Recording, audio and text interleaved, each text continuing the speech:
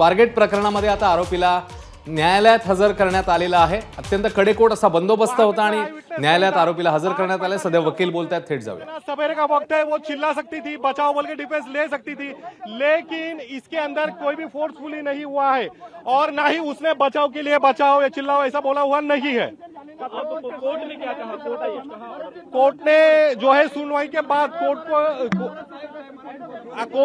कोर्टाने जे आहे ते 12 मार्च पर्यंत पीसी दिलेला आहे त्यामध्ये। Thank you sir, thank you. अभी 1 to 1 दे अभी इंग्लिश में बोल लेते आप? नहीं सर, हिंदी में बोल दीजिए। अच्छा, बता दीजिए। अभी 1 to 1 कोर्ट ने जो है तो 12 मार्च तक पीसी दिया। आज जेव्हा आरोपीला कोर्टात आल्यानंतर प्रोड्यूस केले गेलेला आहे। आरोपीला विचारलं की सत्य घटना काय, तर आरोपीनं आम्हाला सांगितलं की गाडीमध्ये अगोदर ती चढली, नंतर मी गेलो आणि आमचं जे पण झालेलं आहे ते सगळं दोघांच्या संमतीने झालेलं आहे, दोघांच्या मर्जीने झालेलं आहे। मर्जीने झालं तर मग तो पळून का गेला? हॅलो, तो मर्जीने झाले असं जर तुम्ही म्हणताय तर तो पळून का गेला? विथ कन्सर्ट केलेलं आहे। आता तो का पळाला याच्याबद्दल आम्हाला माहित नाही।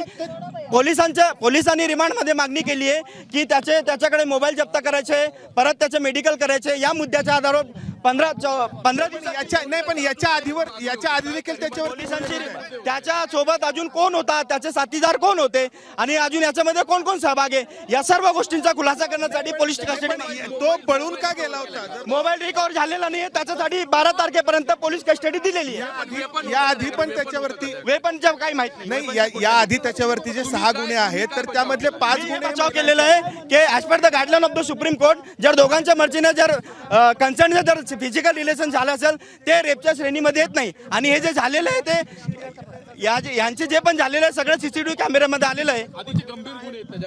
हो, त्याच्यावर ऑलरेडी 5 ते 6 गुन्हे आहेत वेगवेगळ्या पोलीस स्टेशनमध्ये। म्युच्युअल कन्सेंटनी झालंय की काय हा तपासाचा भाग आहे?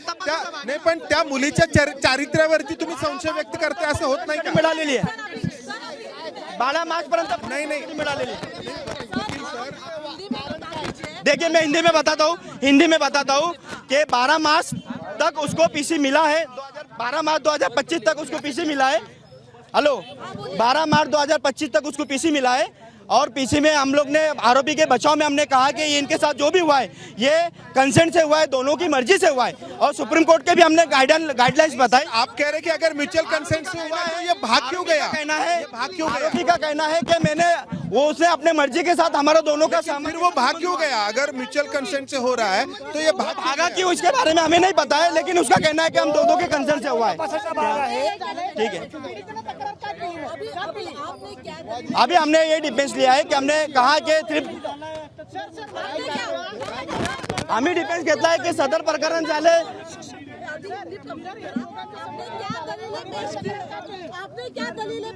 मैंने दलीलें ये पेश की as per the instruction of the accused के इंस्ट्रक्शन में हमने दलीलें पेश की कि दोनों की मर्जी से हुआ है ये, और दोनों की मर्जी से होना बोले तो उसे सेक्स नहीं कहा जाता है। ये सुप्रीम कोर्ट का मैंने गाइडलाइन भी कोर्ट को बताया है।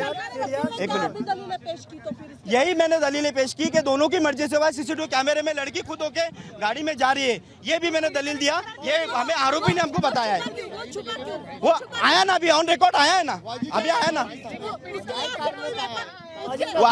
रिमांड के कारण ये है कि उसका मोबाइल जब्त करना है, मेडिकल करना है, उसके साथ में कौन कौन साथी थे वो सारा रिकवर करना है।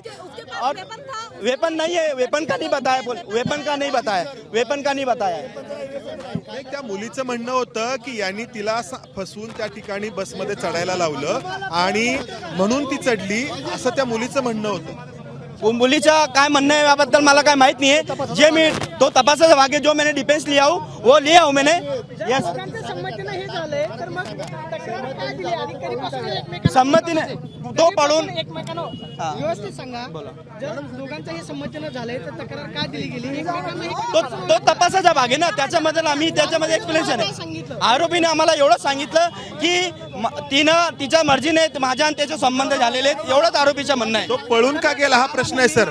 नाही वकील सर, तो पळून का गेला? मग तो जर तपासाचा भाग आहे त्याबद्दल मला माहित नाही। असं तर तुम्ही म्हणताय मग तो भाई इंग्लिश में बताइए काय सांगितलं ते सांगा। The accused has been remanded till 12th of March. Ask me question. Accused said he has not committed any crime. Whatever happened between them, मला वाटण्याचा प्रश्नच नाहीये. मी ॲडव्होकेट आहे, एक वकील म्हणून आरोपीची बाजू मांडणं हे माझं काम आहे. देव चांगल्या माणसालाही अन्न देतो, वाईट माणसालाही अन्न देतो. तो अन्न देताना कुणाशी भेदभाव करत नाही. म्हणून माझं काम, मी फक्त एक वकील आहे, न्यायाधीशासमोर खरी बाजू आणणे हे माझं काम आहे. धन्यवाद. आहे कदाचित, नक्की सर.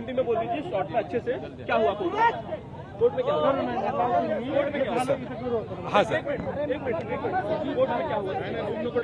आज आरोपी को लाया था, लाने के बाद कोर्ट में प्रेजेंट किया गया. प्रेजेंट करने के बाद आरोपी को 12 मार्च तक की पीसी मिली है. इसमें पुलिस ने कहा है कि प्रकरण महिला से रिलेटेड और गंभीर स्वरूप का है, ऐसा एलिगेशंस लगाया गया था और कोर्ट ने ये सब बातें नोट करते हुए आरोपी को 12 मार्च तक की पीसी दी. क्या कुछ आयोग ने क्या कहा, क्या उनके आर्गुमेंट? आयोग को जो मोबाइल, आरोपी का मोबाइल है वो चाहिए और घटना के टाइम पे जो कपड़े थे वो जब्त करने हैं, इसीलिए उन्होंने पीसी मांगा है. हमने ये कहा है कि ये कहीं भी जो है तो फोर्सफुली नहीं हुआ है, कहीं ना कहीं कंसर्न से हुआ है और जो फुटेज है, सीसीटीवी कैमरे है, उस पर कितना भरोसा करना चाहिए या नहीं, ये आने वाला वक्त और साक्षी पुरावा जो नियम है उसके अनुसार फिक्स होगा.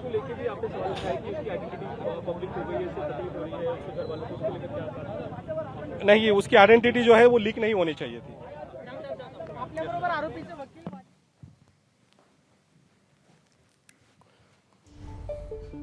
तर या घडीची मोठी अपडेट आहे. दत्ता गाडेला आता 12 मार्च पर्यंत जी आहे ती पोलीस कोठडी सुनावण्यात आलेली आहे. आरोपीच्या वकिलांनी आता माध्यमांशी संवाद साधला आणि जे दावे केले त्या संदर्भातली माहिती दिलेली आहे. दरम्यान स्वारगेट अत्याचार प्रकरणातील आरोपी दत्ता गाडे हा शिरूर तालुक्यातल्या गुन्हाट गावात लपून बसलेला होता. पोलिसांना ही माहिती मिळताच शोध मोहीम सुरू झाली आणि रात्रीच्या किर्र अंधारात त्याला अटक करण्यात आली. नेमकं काय घडलं, कसा आहे हा अटकेचा घटनाक्रम, आपण बघूया.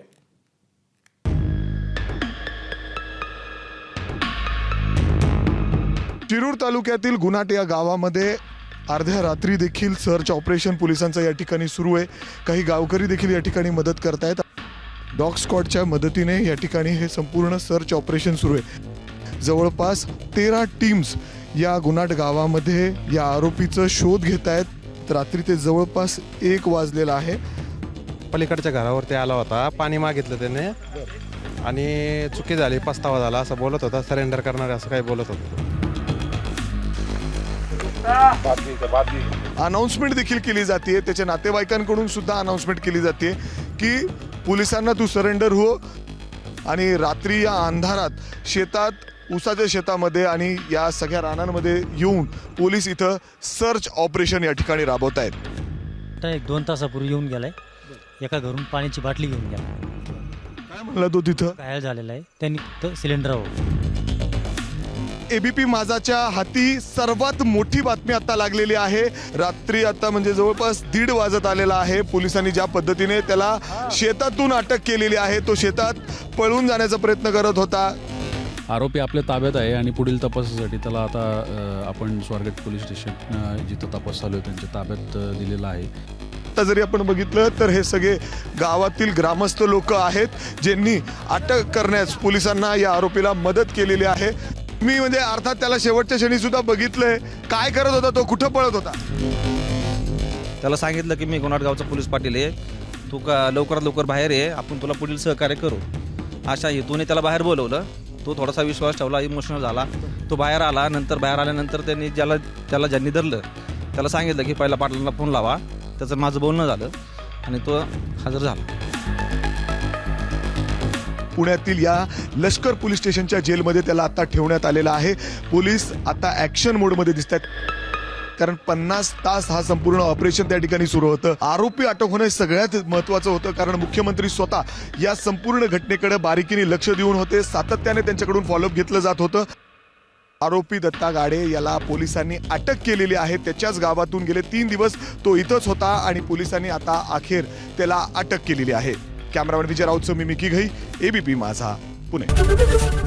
एबीपी माझा, उघडा डोळे बघा नीट.